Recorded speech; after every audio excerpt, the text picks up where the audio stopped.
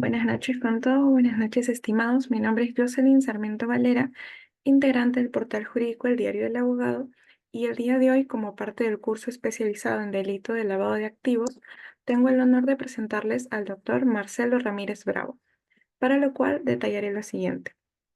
El doctor Marcelo Ramírez Bravo es abogado especialista en litigios penales, consultor especializado en Derecho Penal y Procesal Penal, maestrando en Derecho Penal por la Universidad Nacional Federico Villarreal, coordinador académico del Colegio de Abogados de Guaura y Juris.pe y conferencista nacional. Ahora le doy el pase al doctor, quien el día de hoy nos disertará acerca de las agravantes y atenuantes en el delito de lavado de activos. Listo, doctor. Bien, ¿qué tal? ¿Cómo están? Muy buenas noches a toda la comunidad jurídica, a todo el público en general que viene acompañándonos en esta oportunidad. Como bien lo ha resaltado la señorita moderadora, el día de hoy tenemos una clase muy interesante que está referido primeramente y circunstancialmente a las circunstancias agravantes y atenuantes del delito de lavado de activos, ¿correcto? Entonces voy a compartir diapositivas. A ver. A ver, me confirman por favor si es que se logra visualizar las diapositivas. Un momento. Ve, ahora sí.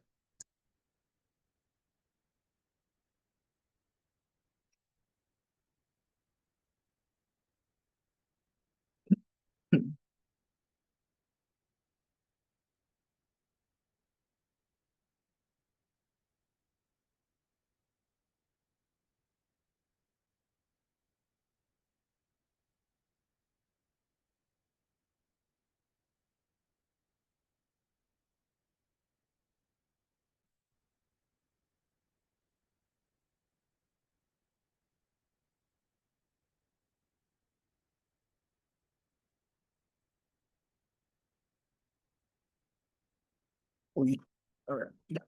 Ahora sí. Bien. Buenas noches a cada uno de los presentes, a cada una de las personas que vienen acompañándonos en esta oportunidad. Como lo ha mencionado la señorita moderadora, el día de hoy tenemos una clase muy interesante que está referido a las circunstancias atenuantes y agravantes del delito de lavado de activos. Pero, ¿qué es lo que tenemos que tener en consideración? ¿Qué es lo que tenemos que nosotros recordar cuando hablamos del delito de lavado de activos? ¿Cuáles son esos elementos principales y atenuantes que van a poder manifestarse de una manera taxativa, de una manera puntual, de una manera que obviamente se encuentre en el marco del decreto legislativo 1605, pero obviamente también nos conlleva a nosotros poder entender el correcto funcionamiento de la administración de justicia y cuáles van a ser las situaciones perennes que nos van a conllevar a nosotros a poder entender mejor este delito de lavado de activos? Tenemos que tener en consideración, de una u otra forma, que esto tiene un marco regulador. Dentro de la jurisprudencia, dentro del proceso penal, el delito de lavado de activos tiene un decreto legislativo que se aúna y obviamente que enmarca toda la conducción de la misma. Estamos hablando del decreto legislativo 1106. Este decreto legislativo nos conlleva a nosotros poder entender algo muy importante, que lo que busca la administración de justicia es frenar, primero, el delito de lavado de activos y la lucha con otros delitos relacionados como la minería ilegal, el tráfico de influencias, el tráfico de drogas, entre otros. Porque obviamente lo que conlleva este marco regulador es que se encuentre en la esfera del crimen organizado. Pero también nos conlleva a nosotros poder entender que esto supone una acción dirigida y una orientación de legitimación a las ganancias que provienen de un origen ilícito. En España, doctores y doctoras, no solamente se puede hablar del delito de lavado de activos, sino que también se habla principalmente del blanqueamiento de dinero.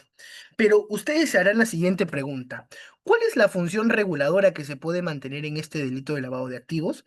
Y la respuesta es sencilla, que dentro de esta función técnica, dentro de esta función tácita, nosotros podemos darnos cuenta que el origen principal que va a tener este tipo de delitos es de qué forma, de qué manera y cuál es la estructura que se puede mantener en un orden concatenado. Y es ahí donde nosotros nos vamos a dar cuenta de la siguiente pregunta. Esto se encuentra en la esfera del decreto legislativo 1106. Las personas que cometen circunstancias atenuantes, circunstancias agravantes, ¿cómo se va a poder determinar la pena? Ahora ha existido, o bueno, se viene dando una guía actualizada de determinación judicial de la pena, que obviamente nos conlleva a nosotros poder entender taxativa y puntualmente cuáles son esos requerimientos y cuáles son esos puntos de acopio que tenemos que tener en consideración y más aún reconocer en el marco de la administración pública. Y es por ello, doctores y doctoras, que nosotros tenemos que hacernos la siguiente pregunta y encontrarnos en en el siguiente agravante o el siguiente supuesto. La primera condición para poder encontrarnos en una circunstancia de agravante es por la condición especial de la gente. ¿Quién es el agente? ¿Quién es la persona? ¿Quién es la persona que se va a poder enmarcar o que se va a poder encontrar como titular según el decreto legislativo 1106? Esta condición especial, esta condición primigenia, la va a tener el agente que primera o alguna u otra forma tenga la condición de funcionario en el sector inmobiliario, en el sector financiero, en el sector bancario o en el sector bursátil. Pero tenemos que entender algo muy importante. ¿Cuándo una situación va a poder convertirse en un agravante? Yo les pongo el siguiente ejemplo. Supongamos que Luis Nolasco, el CEO del Diario del Abogado, dice y conversa conmigo y me dice, ¿sabes qué, Marcelo?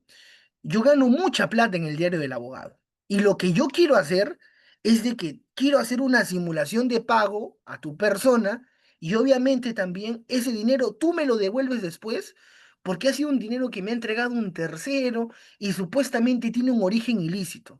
Ya. Pero ¿quién es ese tercero? Yo le pregunto a Luis. Yo le digo, ah, no, él es mi compadre que se dedica al sector inmobiliario, que tiene empresas, que tiene terrenos, entre otros. Ah, ya, perfecto. Pero ¿qué garante serías tú? No, sino que él solo me ha dicho que solo por hacer esa condición, porque a nadie te va a poder investigar a ti y nadie va a dudar de mi procedencia, me va a entregar una comisión por lavar o por mover su dinero. Allá. Nos ponemos en una primera circunstancia de agravante, porque obviamente la persona que se va a poder encontrar y la persona que va a tener en una primera instancia esta condición se va a encontrar sujeto a lo que establece el artículo 4 inciso 1 de este decreto legislativo. Y nos va a llevar a la siguiente pregunta. ¿Solamente la condición que establece como agravante va a poder conllevar a que este tipo de circunstancias puedan tener una condena efectiva o una prisión preventiva? Y la respuesta es que sí, porque es una situación que va a agravar la pena. Si esta persona tiene una función pública, tiene una condición de poder encontrarse en un posicionamiento económico alto, pero dentro de esa condición utiliza a demás personas para poder también encontrarse en una situación bursátil, en una situación financiera, en una situación bancaria, va a poder también ser privado de su libertad, no menor de 10 ni mayor de 20 años. Pero tenemos que entender algo muy importante. En algún momento, con el Código de Procedimientos Penales de 1940, lo que existía con lo que existía en este tipo de delitos es que se daba una duplicidad de penas. Y esta duplicidad de penas nos conllevaba a nosotros poder entender en qué circunstancias nosotros podemos entender o podemos darnos cuenta que una persona va a tener una duplicidad solamente por la agravante, solamente porque tuvo una condena dolosa, solamente porque tiene este tipo de atenuantes o este tipo de agravantes al pertenecer a una organización o una banda criminal o al pertenecer al sector minero o al sector bancario. Ahí la normativa nos dice algo muy importante porque ya nos hablan ya de una manera específica, de una manera puntual, de una manera taxativa, de qué forma y de qué medio nosotros podemos darnos cuenta que la situación de agravante va a tener la condición de la gente. Y obviamente también nosotros tenemos que darnos cuenta de algo muy interesante. Esta forma, este método, va a tener un hecho circunstancial y paulatino y taxativo dentro de su propia configuración. Ahora, la situación agravante por la condición especial de la gente nos va a conllevar no solamente a dos aspectos importantes, a la función y a la propia profesión de la persona. ¿Por qué? Porque nosotros tenemos que entender algo muy importante, queridos doctores. Tenemos que darnos cuenta que la vinculación de la gente tiene que estar derivado de una situación especial, de una situación que va a conllevar a que el funcionario del sector inmobiliario, del sector financiero, del sector bursátil, obviamente tenga el posicionamiento y tenga la condición para poder configurar este agravante. Otro ejemplo. Supongamos que, no sé, Ramón es un alto funcionario del Banco Central de Reserva del Perú, ¿correcto? Como Ramón dice, ¿sabes qué? Le dice a Marcelo, Marcelo, yo quiero que tú me puedas custodiar este dinero por un par de meses. Porque yo ya se excedido en el tema de la SUNAT, están que me cobran elevados impuestos, entre otros. Ah, ya, perfecto. Y Marcelo, ojo, ¿ah? Solo tú solamente por custodiarme este dinero, yo te voy a entregar tu comisión, te voy a dar un porcentaje. Ah, ya, pues Marcelo que dice, ah, bueno, si yo por guardar su dinero no voy a cometer algo ilícito, ¿por qué no poder guardar? Y es ahí donde nosotros tenemos que hacernos de la siguiente pregunta.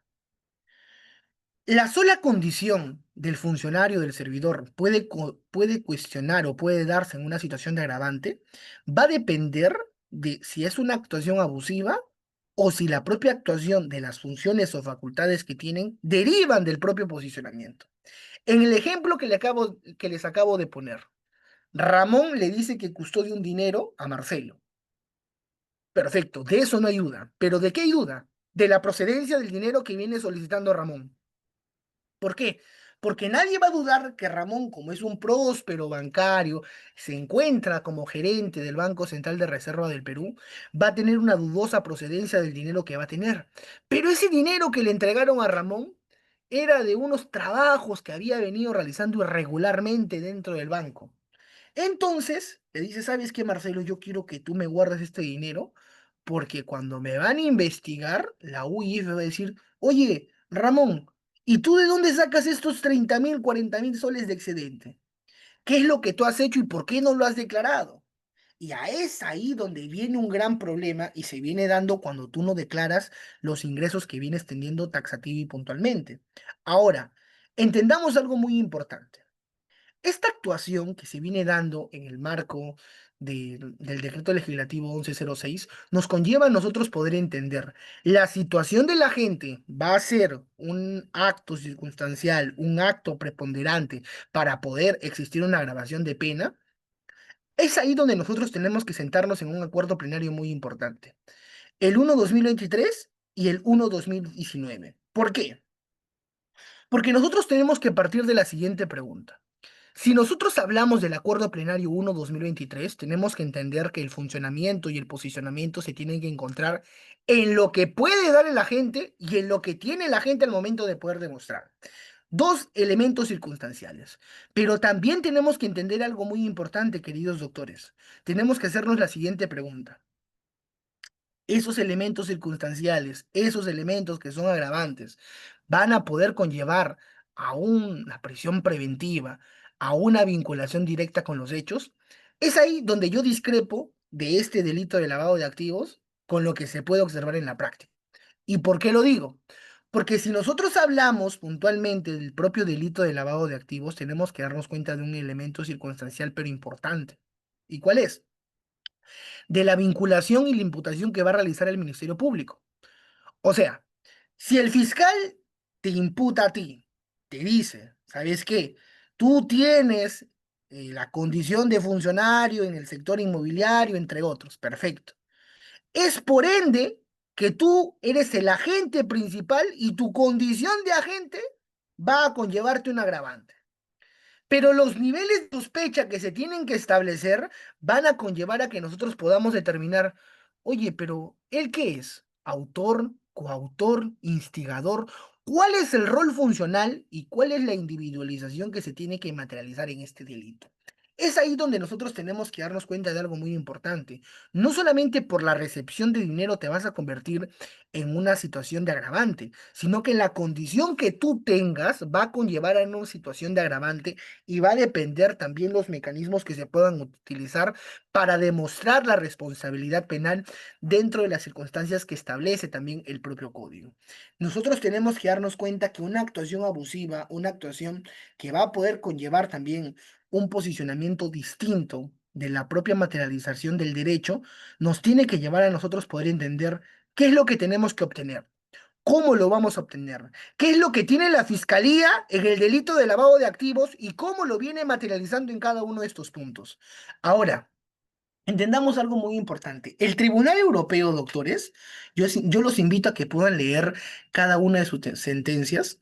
Tiene una particularidad, porque obviamente lo que se veía antiguamente era de que los propios presidentes, en este caso en los estados mexicanos, colombianos, tenían vínculos con el narcotráfico, ¿correcto? Esos vínculos con el narcotráfico supuestamente establecían de que esa persona tenía el dinero y le entregaba un cierto porcentaje al presidente para que lo puede dejar, para que pudiese dejar pasar la mercancía o el dinero ilícito para poder también conllevar a otros delitos como el delito de narcotráfico. Pero también conlleva una situación distinta dentro de la propia configuración del derecho consuetudinario y el derecho comparado, porque tenemos que establecernos en lo que dice nuestra realidad peruana. Y nuestra realidad peruana nos conlleva a entender a nosotros de que este tipo de delitos no solamente va a ser configurado por las personas que se encuentren en la administración pública. Ya se ha podido observar y ya se ha podido establecer que propios fiscales, que en algún caso algunos jueces, no pueden demostrar o no pueden establecer criterios de cuánto ganan o cómo han obtenido ese dinero.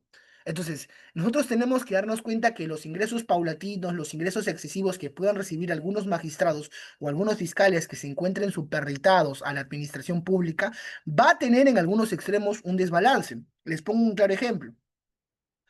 Si un fiscal gana, no sé, 15.000 soles mensuales, y se compra una camioneta de más de 80.000 dólares, ¿existiría un desbalance? Claro que sí. ¿Existiría la posibilidad de que se ha cometido algún delito previo? Quizás sí, quizás no. Eso las averiguaciones y las propias indagaciones lo podrán contrarrestar, pero también nos conlleva a nosotros poder entender cuál ha sido la propia materialización del hecho para nosotros poder darnos cuenta cuál es el acto y cuál es la imputación que se tiene que realizar esa persona. Es ahí donde nosotros tenemos que darnos cuenta que la materialización propia del delito de lavado de activos va a resultar en su esplendor. Y es ahí donde nosotros tenemos que entender algo muy importante, que las circunstancias atenuantes y agravantes van a tener esa función principal, de no solamente establecer criterios uniformizados, sino que también establecer una balanza necesaria de cómo actuar procesalmente, de cómo actuar en cada uno de los verbos rectores y entender el delito de lavado de activos al momento de poder configurarlos. Ahora, este decreto legislativo señala algo muy interesante. Cuando una persona es un funcionario, en cada uno de los supuestos, bancario, bursátil, financiero, económico, entre otros. Pero cuando una persona integra una organización criminal, también va a tener una variación. Y la pena va a ser la misma, no menor de 10 ni mayor de 20 años. Y obviamente con los 365 días, 365 días multa. Pero acá tenemos que entender algo muy importante, tenemos que darnos cuenta de algo muy interesante.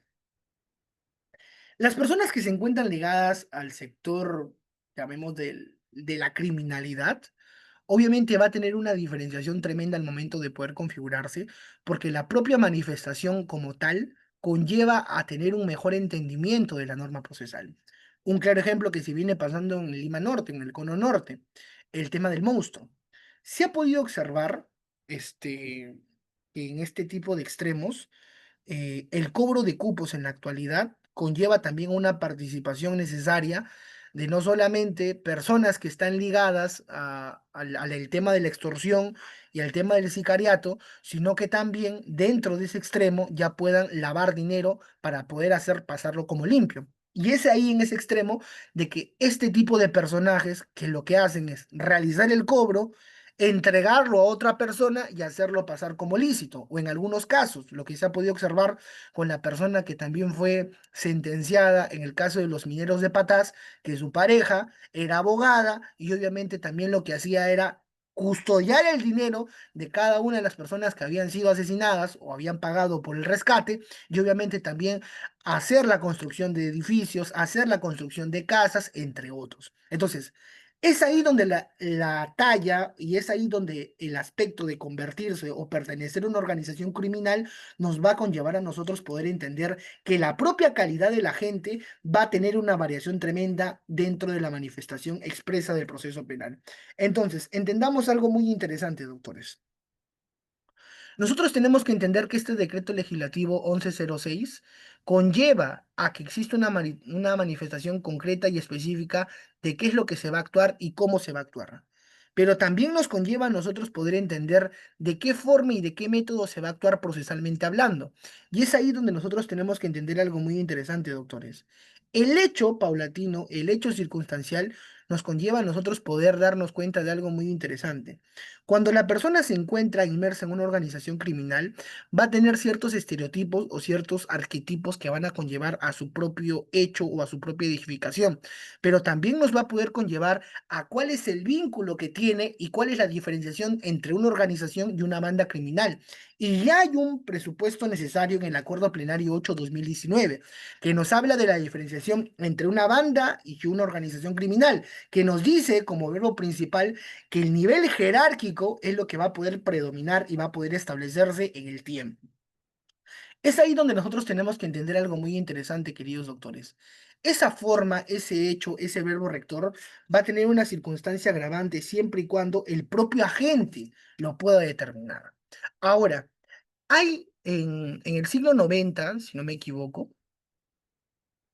había unas ciertas, llamémosle, repercusiones o ciertos actos y ciertos hechos que una persona que tenía o alcanzaba un estatus económico alto siempre se encontraba inmerso en delitos contra la administración pública o eran pertenecientes a una organización criminal. Es en ese caso que nosotros tenemos que darnos cuenta que el tema del narcotráfico, el tema de la minería ilegal, ha conllevado a que estos actos y estos hechos se puedan dar de una manera más efusiva, de una manera más extensa y de una manera más concreta cuando se viene hablando de una persona que integra una propia organización criminal. Entonces, entendamos algo muy interesante, doctores. Estos hechos, estos actos, según el decreto legislativo 1106, conllevan a una propia participación de la gente. Y esa propia participación de la gente nos va a conllevar a nosotros poder entender cuando una persona integra una organización criminal, ¿cuál va a ser el verbo rector que se tiene que primar dentro de estos principios? Y es ahí donde nosotros tenemos que plantear una justificación social, etimológica, una función que va a poder establecer dentro del correcto funcionamiento de la administración pública. Y es ahí de que estos actos van a conllevar a que la propia persona, solamente por el acto y solamente por el hecho de valerse que pertenece a una organización criminal para la propia materialización del delito. Ahora, lo que se tiene que acreditar, lo que se tiene que establecer es algo muy interesante, roles funcionales. Cada una de las personas que pertenecen a una organización criminal tiene un rol funcional. Les explico. Supongamos que las personas que nos encontramos en esta sala de conferencias, Javier, Giovanna, Mariela, Jocelyn, Juan, eh, pertenecen a una organización criminal y el cabecilla soy yo. ¿Perfecto? Nosotros establecemos roles. Supongamos que Jocelyn es la lugarteniente, Joan es la campana, Javier el que sustrae, Mariel es la que mata, Juan es el que roba, entre otros. Entonces, ya hemos establecido roles funcionales según el arquetipo que establece el delito de organización criminal. Claro que sí, pero esto va a conllevar un agravante porque vamos a tener que delimitar funciones y cuál es el grado de responsabilidad que se puede establecer en cada uno de ellos. Pero esto también nos conlleva entender cuál es el rol funcional que se puede establecer en el marco del delito de lavado de activos. Y es ahí donde nosotros nos vamos a poder encontrar en la siguiente alternativa. Allá, tú eres el que cobra el dinero, tú eres el que extorsiona para cobrar el dinero, tú eres el que trae el dinero, tú eres el que lava el dinero, tú eres el que recepciona el dinero, entre otros. Entonces, cada una de estas formas, la fiscalía va a tener que demostrar y analizar punto por punto para poder demostrar el vínculo que se tiene con una organización criminal. Y es ahí donde nosotros tenemos que darnos cuenta de algo muy interesante, queridos doctores. El hecho de pertenecer a una organización criminal no va a conllevar a una responsabilidad absoluta de un primer plano, sino que tiene que haber una desvinculación procesal y obviamente también tiene que haber una vinculación directa de los hechos y los actos que cada una de las personas han cometido. Ahora, pasemos a algo muy importante. La situación de agravante por la magnitud del valor de las operaciones de lavado. Esto nos conlleva a poder encontrarnos en el artículo 4, inciso 3 del decreto legislativo 1106. ¿Qué nos dice este decreto legislativo 1106 y qué nos dice este artículo 4? Les comento, doctores. Nosotros tenemos que entender algo muy importante.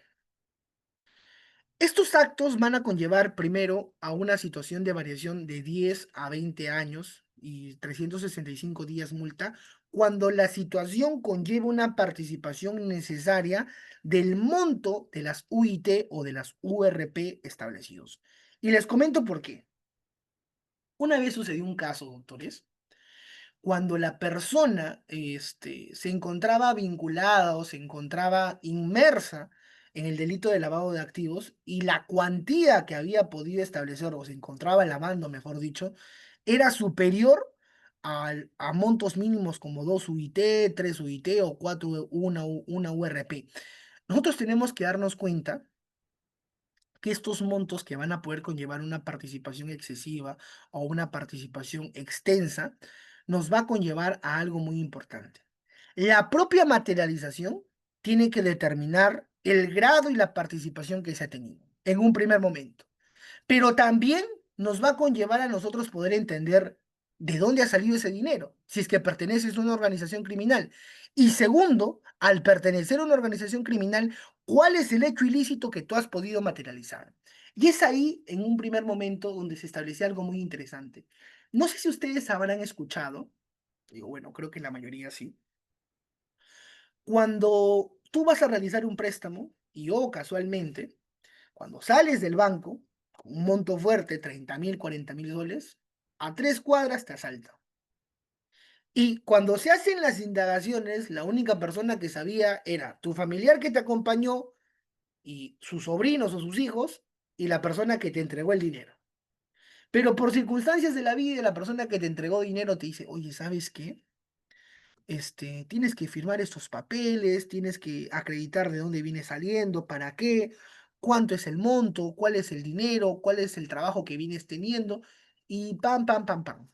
Pero también nos conlleva a nosotros poder entender que existe una cierta complicidad para poder establecer este tipo de dineros.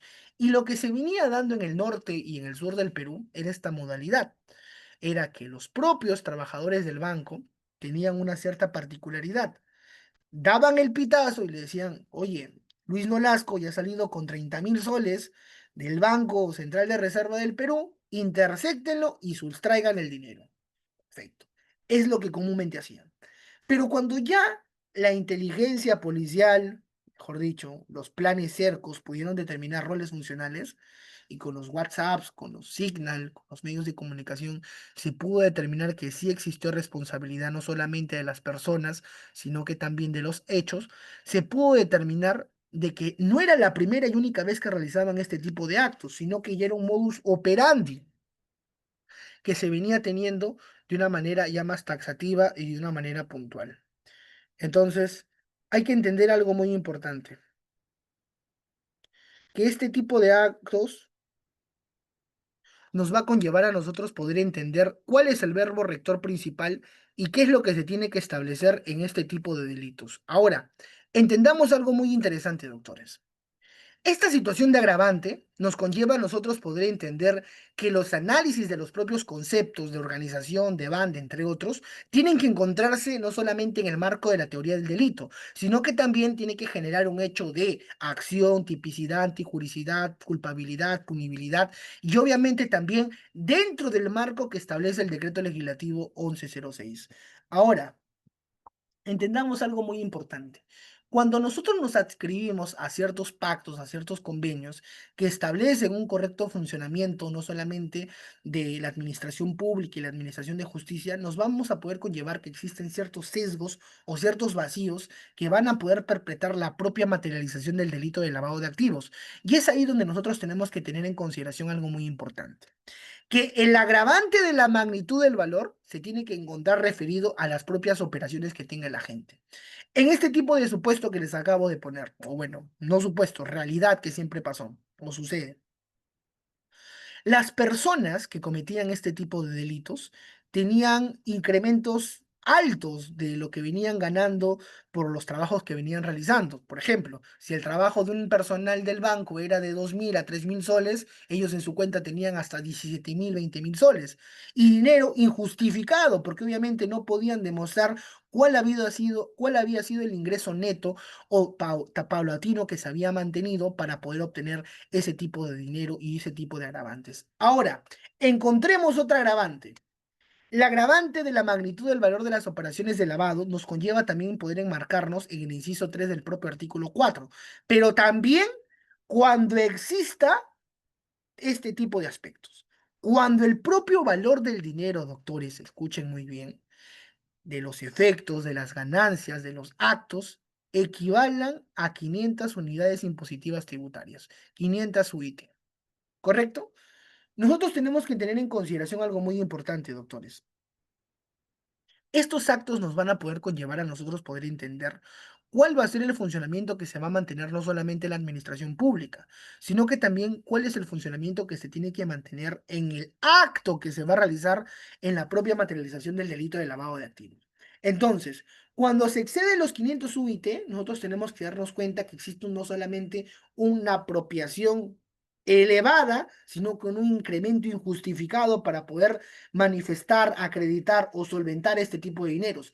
¿Y qué es lo que hacen usualmente? Había una modalidad que se había realizado acá en Lima, que era que las personas te entregaban 200, 300 soles si es que tú les prestabas tu clave sol. ¿Y por qué? Porque lo que se utilizaba en este tipo de momentos es que ellos puedan realizar un recibo por honorarios, le entregaban 2.000 soles, 3.000 soles, hacían pasar como dinero lícito y supuestamente eso retornaba a la cuenta de las personas. ¿Y qué es lo que hacían ellos? Se hacían pasar como trabajadores de esa empresa y en esa empresa eran trabajadores fantasmas y ya no existía ningún desbalance porque obviamente lo que se establecía era de que no se pueda dar un incremento y un lavado de activos que se podía proporcionar. Entonces, cuando se detectó por parte de la SUNAT, por parte del Ministerio Público, esta modalidad, llamémosle de estafa o de sacarle la vuelta al sistema, lo que se utilizó fue lo siguiente, que los actos y las formas tenían que tener un correcto funcionamiento para poder establecer y obviamente configurar las 500 unidades impositivas tributarias, sino que también puedan conllevar un correcto funcionamiento de lo que se puede establecer dentro de la administración pública. Ahora, lo que garantiza, lo que establece esta agravante es de que estas UIT en la propia actualidad, que pueden establecerse como 4.400 entre otros, tiene que establecerse una operación máxima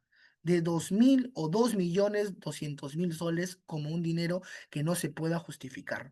Pero yo les pregunto a ustedes, ¿en qué tipo de delitos se puede realizar estas operaciones injustificadas? Y la norma ya nos lo faculta, nos dice, oye, en el delito de minería ilegal, en el delito de tráfico ilícito de drogas, se puede establecer este incremento injustificado y obviamente también no solamente por la permanencia de una organización criminal, sino que también nos va a conllevar a cuál va a ser el verbo rector principal y necesario que se pueda plasmar dentro de la administración pública. Ahora, las circunstancias agravantes cuando existe un delito precedente. Pongámonos en el siguiente escenario, doctores. ¿Qué es lo que existe cuando hay un delito previo y se comete la propia materialización del delito de lavado de activos? Claro ejemplo, delito de minería ilegal, delito de lavado de activos. Pero también nos conlleva a nosotros poder entender algo muy importante. La sola condición especial de la gente no va a poder conllevar a un acto residual, sino que tiene que establecer actos primigenios y actos concatenados para que pueda darse dentro de la propia materialización este tipo de circunstancias. Y es ahí donde nosotros tenemos que entender algo muy importante, queridos doctores. Cuando existe este agravante por el delito precedente, estaríamos hablando no solamente de los delitos que vienen al tráfico ilícito de drogas, terrorismo, secuestro, extorsión o la propia trata de personas, sino que también tenemos que entender algo muy importante acá. Va a adquirir relevancia normativa, relevancia probatoria la persona que obviamente se encuentra inmersa en este tipo de circunstancias agravantes. Y es ahí donde nosotros podemos entender algo muy importante. ¿De dónde provienen los activos? ¿Cuál es la forma, cuál es el método que se ha podido establecer de una manera principal, de una manera primigenia? Y ahí también nosotros vamos a poder entender algo muy importante. Si la vinculación directa se puede acreditar, se puede materializar y va a conllevar a al propio raciocinio jurídico que quiere establecer la Corte Suprema o que quiere establecer la Sala Penal Nacional, les comento un dato interesante. Lo que ha establecido la Corte Suprema en este tipo de delitos es algo muy, llamémosle, muy racional, pero también muy dudoso. ¿Por qué?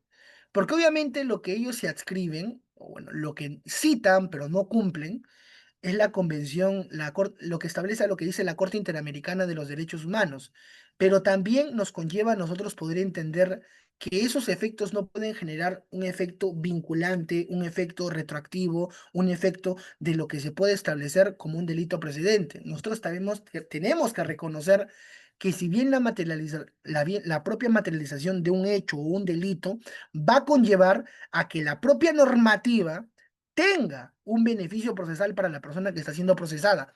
Y es ahí donde nuestro Congreso, el sistema legislativo, existió o dio un favorecimiento a ciertos personajes o a un grupo inmiscuido de personas. Y lo que establecía era lo siguiente, doctores. Lo que establecía es de que se sacaban leyes con propio nombre para poder establecer una cierta ventaja o una cierta manipulación de la norma, lo que algunos jueces criticaban y decían, oye, esta norma indirectamente va a favorecer a tal persona. Y obviamente lo que se podía establecer es de que los jueces no querían tomar ese criterio como un efecto vinculante, pero obviamente la norma lo que dice es, se tiene que adecuar un mejor beneficio para el proceso, para la persona que está siendo procesada y obviamente para la propia pena que se viene realizando. Y es ahí donde nosotros tenemos que darnos cuenta de algo muy interesante. Cuando esas circunstancias agravantes, cuando esas circunstancias que han podido generalizar una disolución, un conflicto de intereses como tal, nos va a conllevar a lo que nosotros nos entra, unas circunstancias atenuantes específicas en el marco del delito de lavado de activos. Doctores, tenemos que entender algo muy importante ya para ir finalizando. Estas circunstancias atenuantes nos va a conllevar a nosotros poder entender la propia condición especial. No tengo antecedentes, la primera vez que cometo este delito, nunca he sido reincidente, doctor. No puede usted acusarme o va a poder encontrar una vinculación directa con el delito que se ha podido materializar. Y obviamente, dentro de la propia materialización eh, precisa que establece el decreto legislativo 1106. Y es ahí donde nosotros tenemos que entender algo muy importante que esto va a tener una variación porque va a existir una disminución de pena, no menor de 4 ni mayor de 6 años. Entonces, según el artículo, claro, el artículo 268 que nos refiere a la prisión preventiva, nos conlleva a nosotros poder entender, se va a aplicar de una manera concreta, de una manera específica, y obviamente se va a poner solamente 5 unidades impositivas tributarias, 5 UIT, porque obviamente el valor no excede las 500 UIT, que son 2.200 millones de soles, y obviamente va a existir un agravante dentro del proceso penal, pero también va a existir un atenuante que nos va a poder conllevar un correcto funcionamiento dentro de la administración de justicia. Ahora, cuando hablamos de las 5 unidades impositivas o las 5 UIT,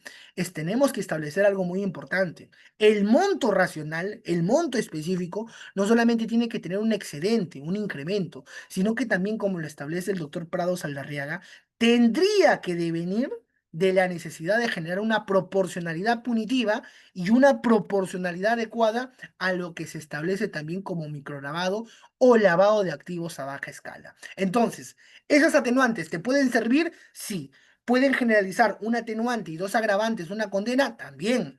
Pero obviamente también si tienes dos atenuantes y un agravante va a existir una disminución de la punibilidad y una disminución de lo que pueda determinarse dentro del proceso penal. Entonces, tenemos que establecernos no solamente en lo que establece un correcto funcionamiento dentro de la Administración de Justicia, sino que también a lo que establece Ramiro Salinas Siccha es cuando el autor tenga la función como tal, va a poder establecer este tipo de criterios. Ahora, entendamos algo muy interesante.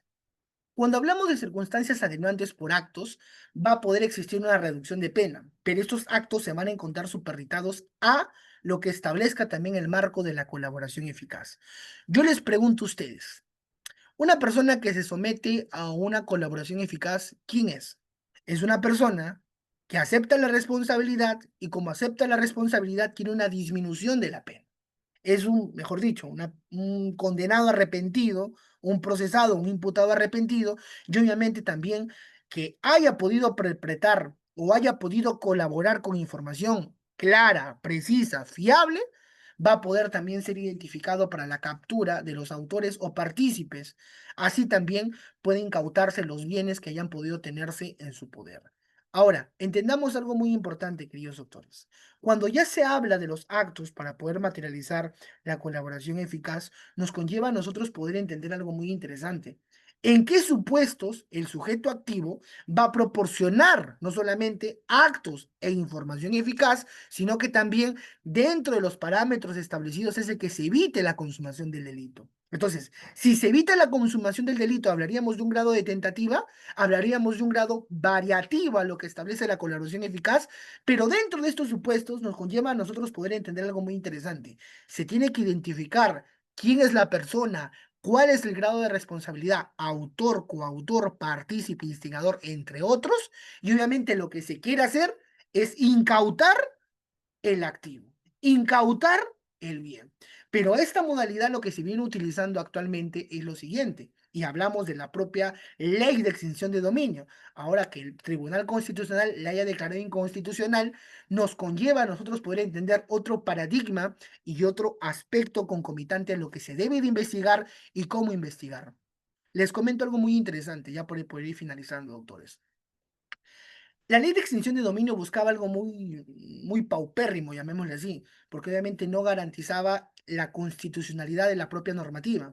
Lo que hacía referencia era lo siguiente. Te decía, oye, yo sé que tú estás siendo procesado, estás siendo investigado, y tú tienes un tractor, y ese tractor, obviamente lo voy a incautar, y como lo voy a incautar, tú ya no vas a dejar de trabajar y vas a ser investigado. Y obviamente lo que le genera a esa persona, ¿qué es? Un desbalance patrimonial, entre otros. Pero ahí no queda la cosa, doctores. ¿Cuál es el gran problema? Que lo que hace en algunos casos la fiscalía es, ¿sabes qué?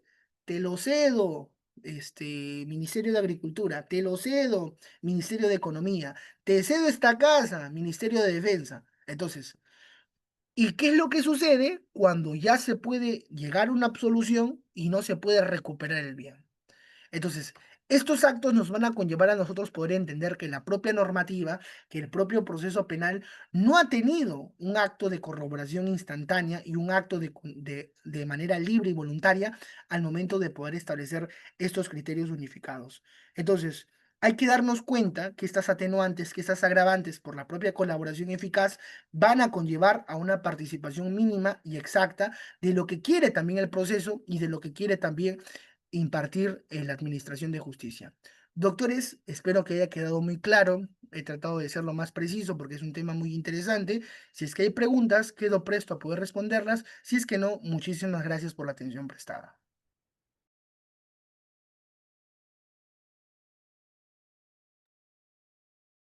Listo, doctor.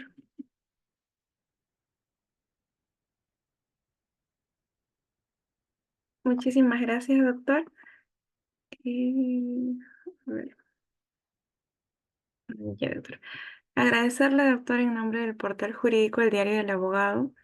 Muchísimas gracias por su excelente y muy clara disertación y asimismo esperamos poder contar con su participación en futuros eventos, doctor. Muchísimas gracias. Claro que sí, muchísimas gracias Jocelyn, a todo el equipo del Diario del Abogado. Nos encontramos en una próxima edición. Que tengan un buen fin de semana y cuídense mucho. Hasta luego. Gracias. Listo, doctor, muchísimas gracias. Invitamos a todos los participantes a acceder al certificado del curso especializado en delito de lavado de activos con un total de 120 horas académicas. Para mayor información se pueden comunicar al 985-972-395. Muchas gracias, nos vemos en la siguiente clase.